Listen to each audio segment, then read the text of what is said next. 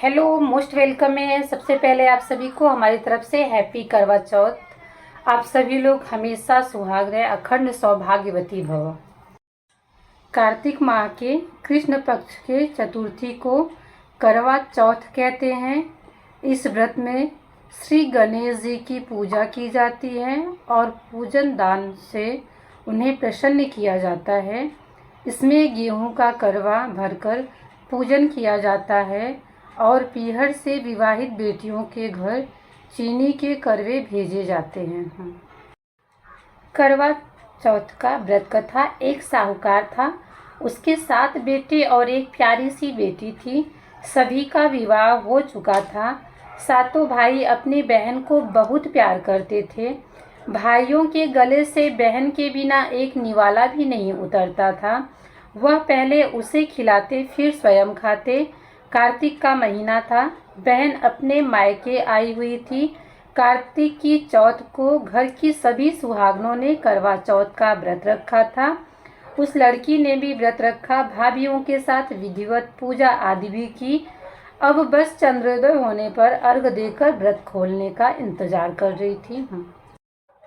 दिन ढलने पर आया। उनकी पत्नियों ने भोजन परोस दिया। तब भाइयों ने बहन से कहा, बहन भोजन कर ले। बहन ने कहा, नहीं भैया आप खा लो, मैंने आज करवा चौथ का व्रत रखा है, मैं तो चांद को अर्घ देकर ही खाऊंगी। बहन के बिना भाइयों को भोजन करना अच्छा नहीं लगा। ससुराल में होती तो अलग बात होती। अब सामने बहन सुबह की भूखी बैठी हो तो वे भोजन कैसे करें। सातों भाइयों ने आपस में सलाह की। एक भाई जंगल में चला गया और वहां जाकर आग जला दी। दूसरे ने कहा, चल बहन चांद निकल आया है तो उसे अर्घ देकर भोजन कर। वे उसे छत पर ले गए और कपटपूर्ण तरीके से छलनी को इस ढंग से उसके सामने किया कि उसे भी लगा कि चांद निकल आया है। सभी भाइयों ने जब चांद निकलने की बात कही तो उसे भी विश्वास हो गया और उसने उसी नकली चांद को अर्घ दे दिया। फिर वो अपनी भाभीियों से बोली, भाभी चांद निकल आया है, आप भी अर्घ दे लो। उसकी भाभीियों ने अपने पतियों के डर से उससे सच्ची बात न बताई। ये तो चांद नहीं है, आग जलाया गया है। उसकी भाभीियों ने अपने पतियों के डर से उसे सच्ची बात न बताकर इतना ही कहा, ये तो तेरा चांद निकला है, हमारा तो बाद में निकलेगा। नादान लड़की भाभीियों की बात का मतलब नहीं समझी और भाइयों के साथ भोजन करने बैठ गई। जैसे ही उसने पूरी का पहला टुकड़ा तोड़ा तो उससे उसमें बाल मिला। दूसरा टुकड़ा तोड़ा तो जोर से छींक आई। तीसरा टुकड़ा तोड़ा तो ससुराल में हाहाकार मच गया। उसने बताया कि लड़की के पति बीमार हैं, उसे शीघ्र ही ससुराल बुलाया जा रहा है। माँ समझ गई कि चौथ माता रुष्ट हो गई है। समय बीतने लगा। वह पति की सेवा में जुटी रही। सास जो रूखा सूखा भेज देती वही खाकर वह पति की सेवा करती। इसी प्रकार मगसिर की चौथ आई और चौथ माता की आवाज़ आई, करवा ले लो भाइयों की प्यारी, करवा ले लो। वह हक्की बक्की सी इधर उधर देखने लगी मगर चौथ माता कहीं दिखाई नहीं दी। तब दुखी होकर वह बोली, हे चौथ माता, मैं जानती हूँ आप मुझसे रुष्ट हैं और आपने ही मेरा सुहाग उजाड़ा है। अब आप मुझे मेरा हंसता खेलता सुहाग लौटाइए।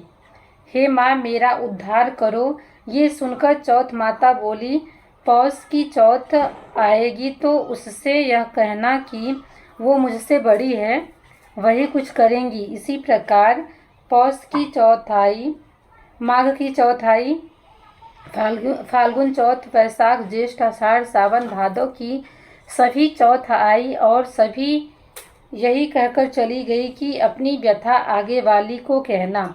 इसी प्रकार सौज की चौथ आई तो उसने बताया कि कार्तिक की चौथ तुमसे रुष्ट है, तुमने उसके व्रत को खंडित किया था उसे मनाओ, वही तुम्हारा सुहाग लौटा सकती है। वह आए तो उसके पांव पकड़कर बैठ जाना और तब मत छोड़ना जब तक वह तुम्हें तुम्हारा सुहाग अखंड सौभाग्यवती का आशीर्वाद ना दे। यह कहकर वह चली गई। जब कार्तिक की चौथ आई तो वह बड़े गुस्से से बोली, करवा ले लो भाइयों की प्यारी, करवा ले लो। दिन में चाँद उगाने वाली, व्रत खंडित करने वाली, करवा ले लो, भूखी करवा ले लो। वह समझ गई थी कि चौथ माता बहुत गुस्से में है। वह लपक कर भागी और चौथ माता के पांव पकड़ लिए और गिड़गिड़ा कर बोली, हे माँ, मुझे माफ़ कर दे। भाइयों के प्यार के मारे व्रत का महत्व समझ नहीं पाई। हे माँ, बच्ची हूँ मैं तेरी, तू माँ है मेरी। मुझे क्षमा कर, जीवन में अब ऐसी भूल कभी नहीं करूँगी। अरे पापिन, छोड़ मेरा पाँव। नहीं माँ, या तो क्षमा कर या मेरे प्राण ले ले। मेरा पति ना तो जिंदे में है ना तो मरे में। मेरी भूल का दंड उसे क्यों दे रही हो? या तो मुझे मेरा सुहाग लौटाओ या मेरे भी प्राण ले लो, नहीं छोड़ूंगी तेरे पाँव। यह कहकर वह बिलख बिलख कर रोने लगी। चौथ माता को उस पे दया आ गई, उसके ऊपर दया आ गई। उसके आंसुओं ने चौथ माता के क्रोध को शांत कर दिया। वह बोली, चल चल, अब छोड़ मेरे पाँव। क्षमा किया मैंने तुझे। याद रहे, जीवन में अब कभी ऐसी भूल मत करना। सदा सुहागन हो, सपूती हो। कहकर चौथ माता ने आँख से काजल, नाखून से मेहंदी और टीके से रोली लेकर छोटी उंगली से उसके पति पर छींट दिया। उसके पति उठकर बैठ गए। तभी माता अंतर्ध्यान हो गई। पति बोला, मैं तो आज बहुत सोया, बहुत गहरी नींद थी। नींद नहीं थी, पता नहीं क्या था। आप न जीवित थे न मृत। मेरी भूल के कारण चौथ माता ने आप पर कुपित हो गई थी और उनकी कृपा से ही आज आप अच्छे हुए हैं। जय चौथ माता की जय, जय चौथ माता की जय। उसके पति ने कहा, अब चौथ माता का उज्जमन करो। उसने खुशी खुशी चौथ माता की कहानी सुनी, करवा पूजन किया और पति पत्नी दोनों ने प्रसाद खाया। फिर हंसी खुशी चौपड़ खेलने बैठ गए। दूसरे घर से सास ने बहू के लिए रूखा सूखा खाना भेजा। दासी लेकर आई और उन दोनों को बैठकर चौपड़ खेलते देखकर भागी भागी वह मालकिन के पास गई और बताया कि बहू बेटा तो खुशी खुशी चौपड़ खेल रहे हैं। तब से सारे गांव में यह बात प्रसिद्ध हो गई कि चौथ माता का व्रत करने से सुहागिनों को सुहाग अखंड रहता है। हे चौथ माता, जैसे आपने साहूकार की बेटी का सुहाग अमर किया है, वैसे हम सभी सुहागनों का सुहाग अमर कीजिए।